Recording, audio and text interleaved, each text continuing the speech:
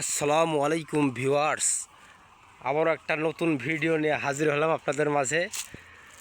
পেঁপের ভিডিও, পেঁপের বাগানের ভিডিও, যেখানে পেঁপের গাছে, প্রত্যেকটা পেঁপের গাছে খালি পেঁপে আর পেঁপে। আলহামদুলিল্লাহ, এই আল্লাহর নিয়ামত, এর কথা বলে শেষ করা যাবে না। চারিদিকে খালি নিয়ামত আর নিয়ামত। আসসালামু আলাইকুম ভাই, কি অবস্থা? আসসালামু রাহমাতুল্লাহ। কি দেখতেছেন? এই তো পেঁপে দেখছি ভাই। কেমন ফলন পেঁপের? আলহামদুলিল্লাহ ভালো।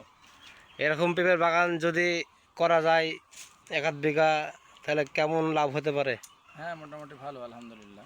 ভালো লাভ হতে পারে না? জি, এখন পেঁপের দামও ভালো। দামও ভালো। হ্যাঁ, আচ্ছা, আর পেঁপে তো প্রত্যেকটা মানুষের স্বাস্থ্যের জন্য খুব উপকারী একটা ফসল। পাকাও খাওয়া যাবে তো না? হ্যাঁ, পাকা খেলে তো আরও ভালো, প্রত্যেকটা মানুষের জন্যই ভালো। এবং তরকারি রান্না করে খেলেও আরও ভালো। আমি এবার কথা বলি। এইভাবে। এই যে বন্ধুরা দেখছেন, চারিদিকে খালি পেঁপে আর পেঁপে। এই শস্য শ্যামল পুষ্পে ভরা আমাদের এই বসুন্ধরা, এই বসুন্ধরার মাঝে লুকায়িত আছে দেখেন জীবনের হাসি, কান্না, মায়া, মহব্বত, সব কিছু লুকায়িত আছে।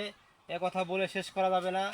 জীবনের প্রত্যেকটা ক্ষেত্রে মহান আল্লাহ আমাদের জন্য সৃষ্টির সেরা জীব হিসাবে আমরা আশরাফুল মাখলুকাত, এই আশরাফুল মাখলুকাত হিসাবে আমাদের জন্য সব কিছু বৈধ করেছেন।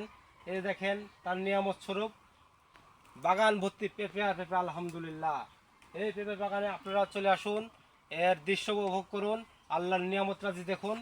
আল্লাহ এটা আদেশ করছে কোরআনে বারবার, আমার পৃথিবী দেখো, আমার নিয়ামতগুলো দেখো কি অবস্থা। এই যে একটা পাকা পেঁপে দেখেন, হলুদ হয়ে পেকে আছে, কত সুন্দরভাবে গাছ পাকা পেঁপে।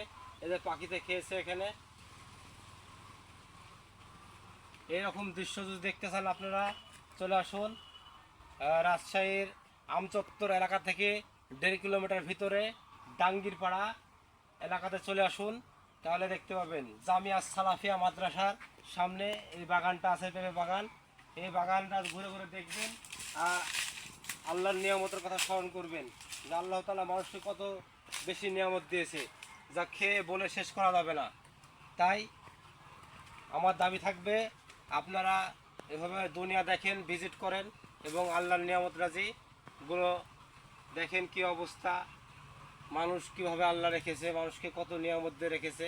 কিন্তু মানুষ তো আমরা নিমুখ হারাম, আমরা আল্লাহকে শুকরিয়া আদায় করি না, আমরা খাই আর পায়খানা করি। কিন্তু আল্লাহ যদি আমরা শুকরিয়া আদায় করতাম, আল্লাহ তাআলা আরও বাড়িয়ে দিবেন। সূরা ইব্রাহিম 7 নম্বর আয়াত। এতএব দেখেন আল্লাহর শুকরিয়া আমাদের করা উচিত। আল্লাহ আমাদেরকে সবাইকে আল্লাহর শুকরিয়া জ্ঞাপন করা বান্দা হিসাবে কবুল করুক, আল্লাহুম্মা আমিন। এ বলে আজকে আর ভিডিও এখানে শেষ করছি। আসসালামু আলাইকুম।